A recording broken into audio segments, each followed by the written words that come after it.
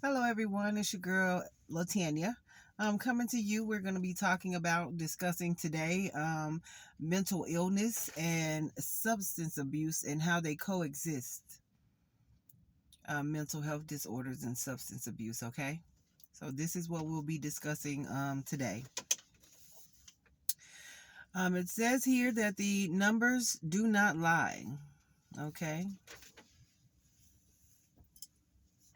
I could say it all depends on who's counting. But excuse me if I'm looking down. Mental illness and addiction often overlap. In fact, nearly 9 million people have a co-occurring disorder, according to the Substance Abuse and Mental Health Service Administration. Okay. Yet, only 7% of these individuals get treatment for both conditions, and nearly 60% receive no treatment at all. Okay. So in the 60% that receive no treatment at all, that means that 60 percentile rate includes those who are utilizing substance use as self-medication. All right. Understanding comorbidity. All right. And it's going to explain to you what comorbidity means. Comorbidity refers to the fact that two conditions, okay, like a cohabitation, um, two conditions such as mental illness and substance abuse, okay, they work hand in hand, because if you're abusing alcohol or if you're abusing drugs, what'll happen is you'll see things start to transpire as far as how stable one is here. Okay. What this means is that in many people with addictions, there is an underlying mental health issue as well. All right. While neither condition actually causes the other, they do often exist together. Okay. So mental health illness does not cause substance abuse, is what this documentation says. Okay. But I beg to differ, because as I said just a moment ago, when they were talking about the 60% that does not receive treatment at all. And the reason behind them not receiving treatment at all is because of the fact that they feel as if they're treating their symptoms by the substances that they choose to use, which turns into abuse. Okay? That's what that means. Okay. And substance use can be the cause for a mental health issue. Not necessarily the cause of a disorder, but it can be the cause of a mental health issue. Okay? Meaning the reason behind why an individual behaves the way that they do after consumption of a particular substance. Okay? All right. So that is how I am debunking what has been said here. Okay. What's more, one condition can exacerbate the symptoms of the other. Okay.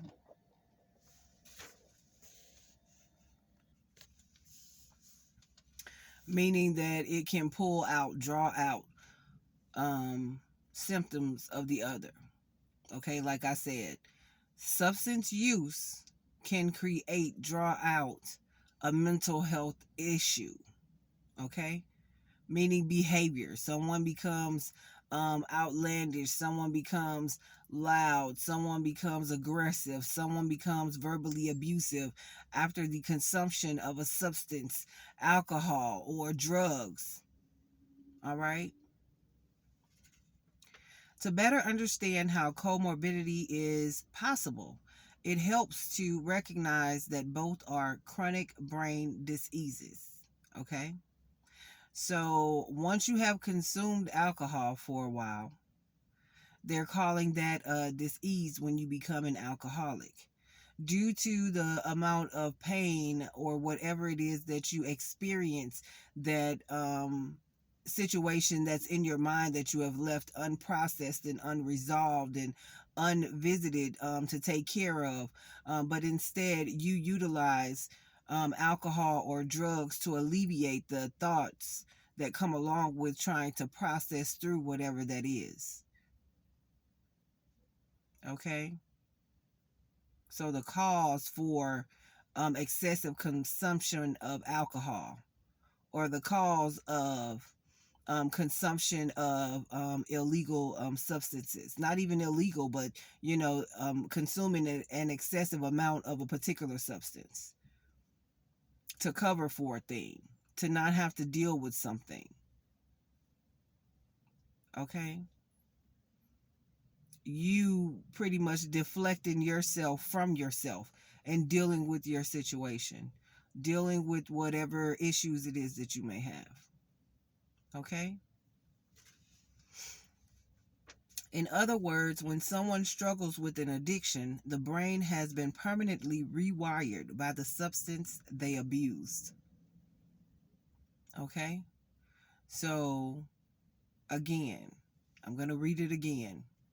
It says, in other words, when someone struggles with an addiction,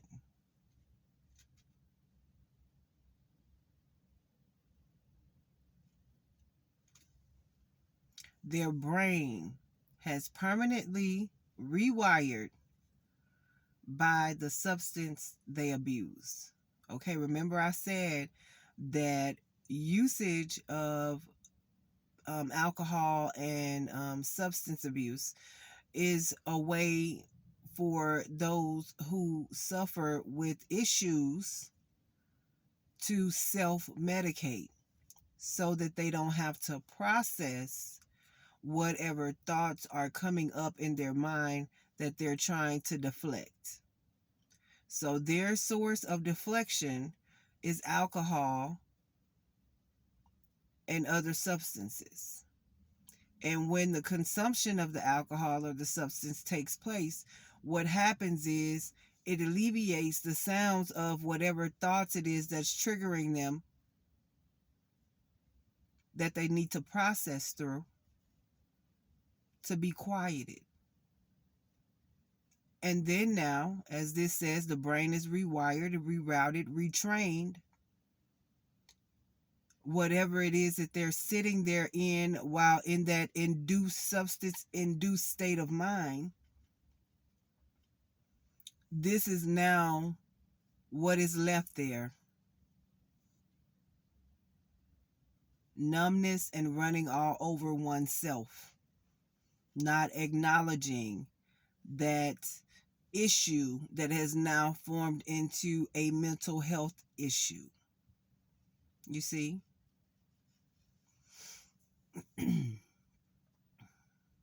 This in turn causes the brain to function differently than before. Okay? You see? Just like diabetes or heart disease, a person with an addiction must manage their condition for the rest of their life.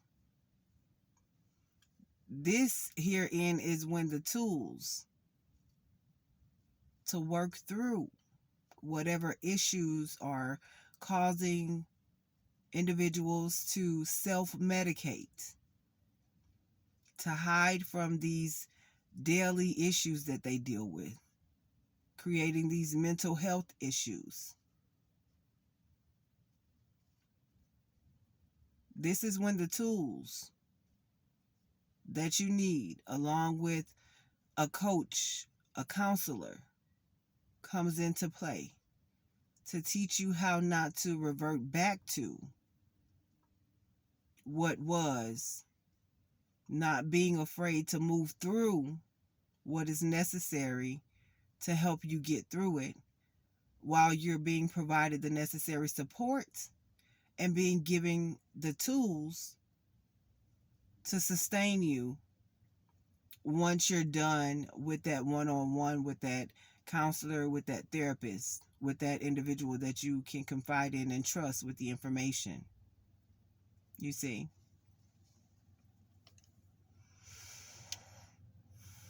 It is not as simple as stopping the drug use or alcohol condition. Many times, this is simply not possible. One, because most times people are afraid to put in the work. And two, there's a trust factor. And they're afraid to put in the work because of the traumatic event that they experienced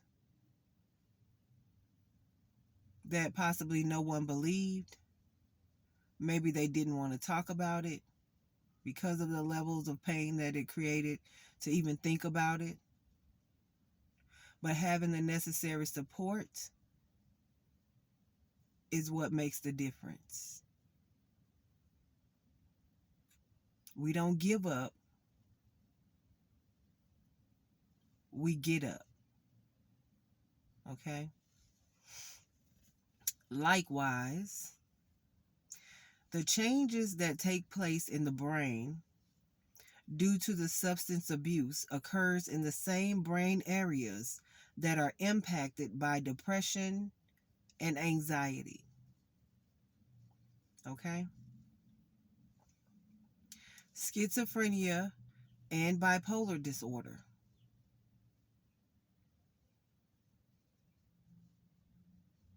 Knowing what parts of the brain make what parts of the body function can tell you a lot about what underlying issues could possibly be behind the substance abuse and use and the mental health issue.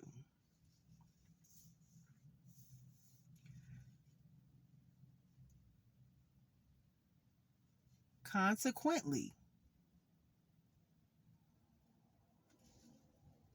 it should not be surprising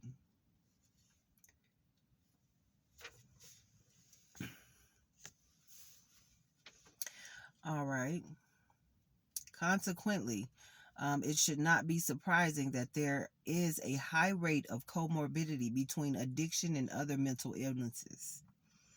While scientists have yet to prove a direct link, some mental health issues increase the risk factors for substance abuse.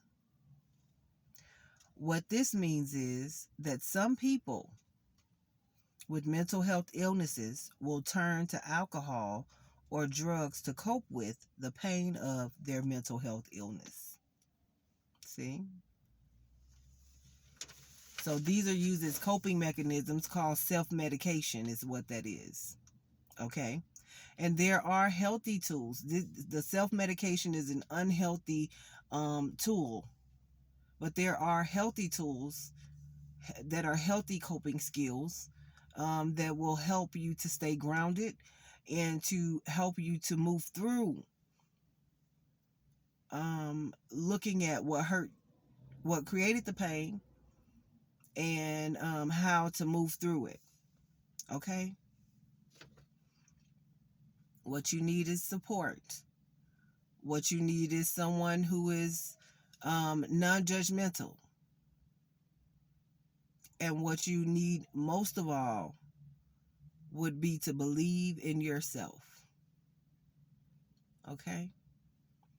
If you or a loved one are struggling with substance use or addiction, contact the Substance Abuse and Mental Health Services Admissions, SAMHSA,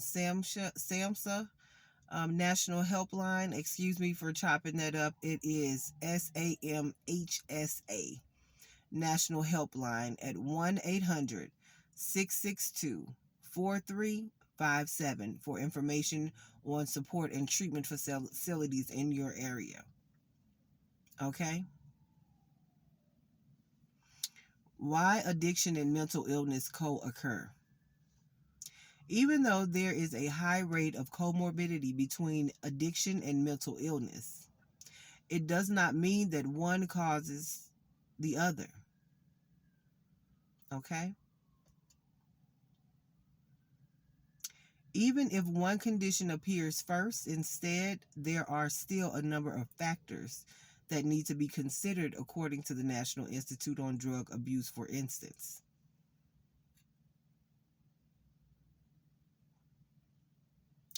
Drug abuse can cause people to experience one or more symptoms of another mental illness. For example, there is an increased risk of psychosis in some marijuana users.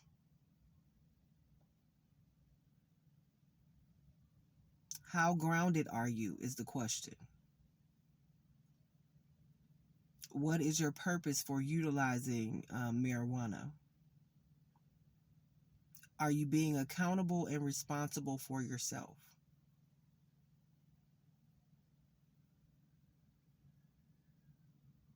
Okay.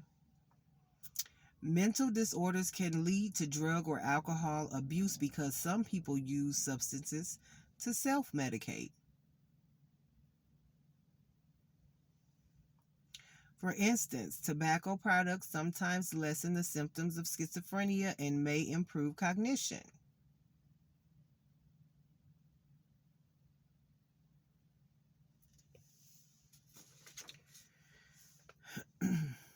There also is some evidence that indicates that addictions and mental illness are caused by underlying brain deficits. Deficits. Okay, genetic influences. Here we go again, talking about these DNA markers. Okay, who was the alcoholic back there? Was it Unc? Was it Grandpa? Was it great great great great grandpa? Was it grandma and them? Who was it? Okay, because we oftentimes act out in our lives what we've seen on our from our movie reel, us moving really in real life.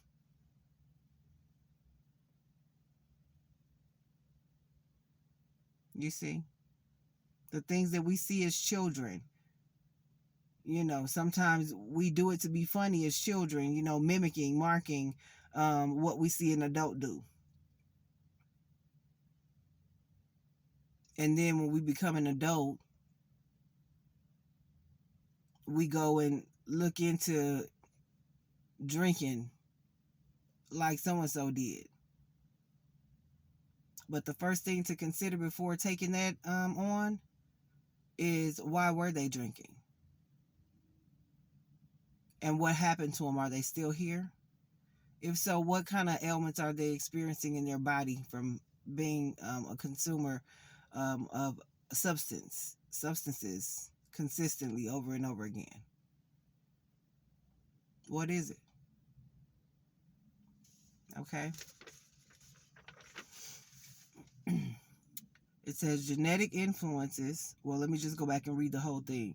There also is some evidence that indicates that addictions and mental illnesses are caused by underlying brain deficits, genetic influences, and or exposure to trauma early in life.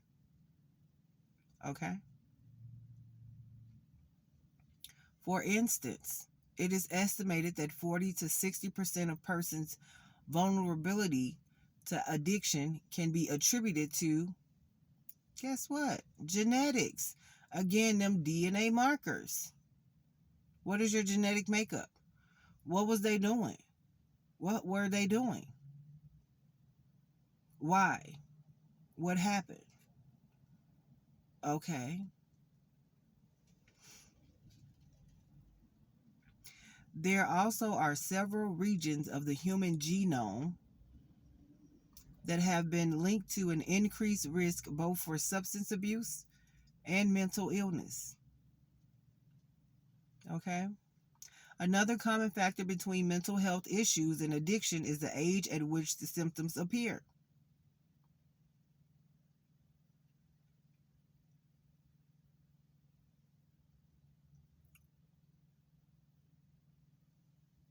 How old were you when you took your first drink? How old were you when you started using that substance? How old were you? What was going on at that time period in your life?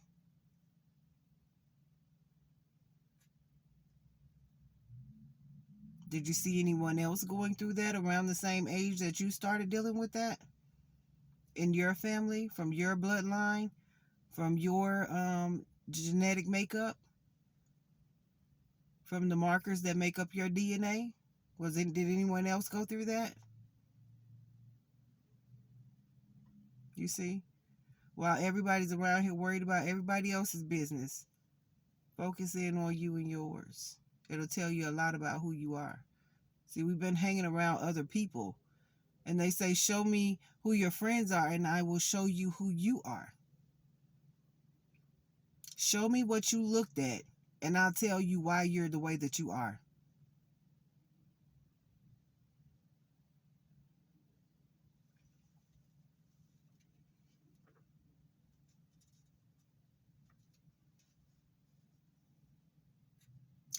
During the teen years, people are still developing, maturing, and growing, even beyond that.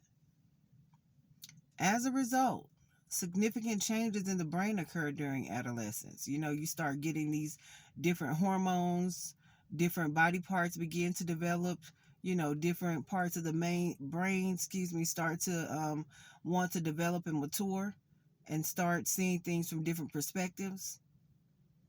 So you have to add all of these things into the equation. Was it when you were about to hit that growth spurt when you was about 13, and between 13 and 15 that you first picked these things up? Well, let's go back and look what develops at that point in when you reach that age. What starts happening in the body? What hormones are being sent out in the body? What kind of chemical reactions are taking place within the body? You see, there are many factors.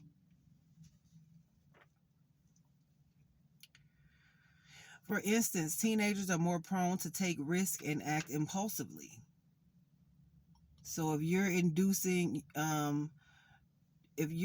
substances which are inducing different thought patterns and introducing different things into the mindset at this particular age, where it says, you're prone to take risk and act very impulsively. If you're doing this at that age and you start consuming those things at that age, then your mind is going to start telling you that you need to be compulsory as far as consuming those substances.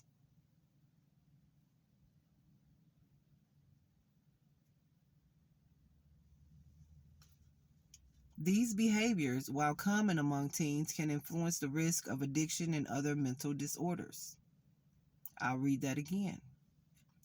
These behaviors, while common among teens, can influence the risk of addiction, because at a particular age you start taking risk and you become more and more impulsive.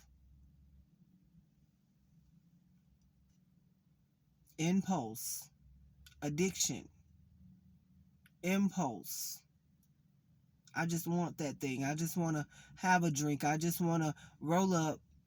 I just want to, you can fill in the blank. Impulse. And then as a child, when you're told no and you're having a impulse, then is when your parent interjects and says that you can stop, having a tantrum, because it just ain't going to happen. But see, here is where you start doing impulsatory things to take care of the impulse of wanting to indulge in that substance use. And then is when the issue is created because you don't have the funds possibly to obtain that. So then is when the mental health comes into play. Okay? And I'm going to finish up here real quick. Finally, people who are physically and emotionally traumatized are at a much higher risk of substance abuse and possibly even addiction. Okay? This connection is particularly concerning for veterans returning to the country. In fact, 1 in 5 military servicemen and women coming back from Iraq and Afghanistan have reported symptoms of post-traumatic stress disorder, known as PTSD, or major depression. All right. It's Latanya, LRHH. I'm going to sign off here, and I will come back and we will discuss post-traumatic stress disorder, as well as alternative treatment and therapies that will help counteract and help provide tools that are necessary to work through these different disorders, as well as diseases and symptoms. All right. Signing off, LRHH.